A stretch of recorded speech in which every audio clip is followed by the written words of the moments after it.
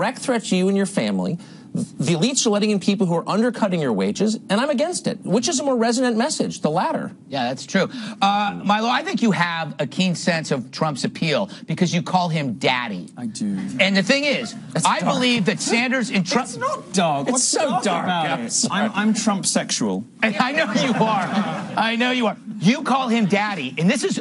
I think this is prophetic because I think Sanders is, for the left, the daddy of nurture, and for the right, Trump is the daddy who's stern. Does that make sense? Yes, it does. I mean, look, any political movement that, any political personality that attracts from frat boys to veterans to Ann Coulter to, you know, sassy gay British columnists, there's something interesting. There's something interesting going on there. Yes, that's true. And it's something that the majority of conservative media would rather sneer and scoff about, have front covers of their magazines saying, oh no, we can't possibly endorse this, you know, horrible populist, you know, sleazy character. Well, I'm sorry, but this person has captured the energy and imagination of conservatives under 50, and conservative media has forgotten how to talk to those people. It doesn't even like them on the rare occasion it notices they exist. You know, I try to write for people who are under 50, unlike most conservative journalists, and they thank you.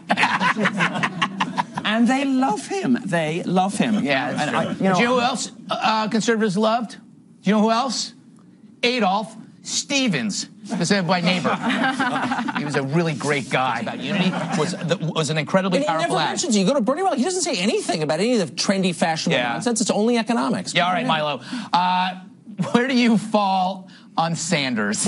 Well, this Democratic debate was a debate between, you know, a woman who is too old and confused to use an iPhone and a man whose credit is too bad to get one. The problem with both of them is that they just have so little grasp, really, on, you know, on any kind of economic reality. And for all of this talk about Sanders having lots of young supporters, yes, he does, but it's a tiny sliver of the population. It doesn't compare to the popular support for Daddy.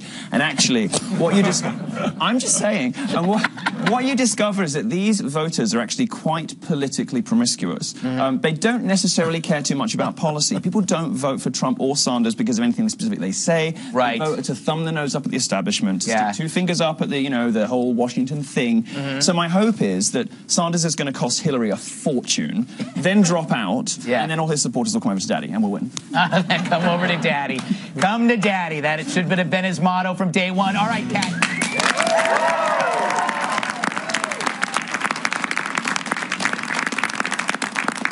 Attention, coddled co-eds. This entire segment may be offensive to you, so here's your trigger warning.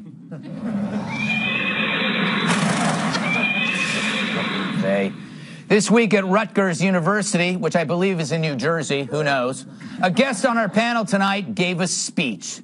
Milo Yiannopoulos was invited there at Rutgers to speak about how the progressive left is destroying education. While on stage, he suggested that any student who requests trigger warnings in safe spaces should be immediately expelled. Let's take a look at how the crowd reacted. They have demonstrated that they are incapable of exposing themselves to new ideas.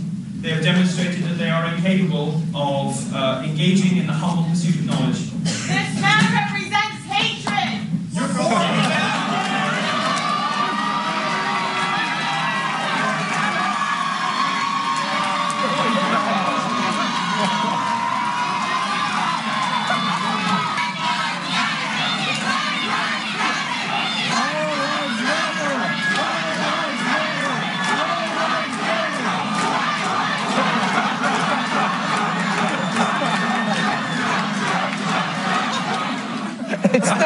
It's the world. It's the world in a microcosm. That is everything that you need to know about the world. Black Lives Matter, Trump, Trump, Trump. Black Lives, I mean, why don't we just, that's it.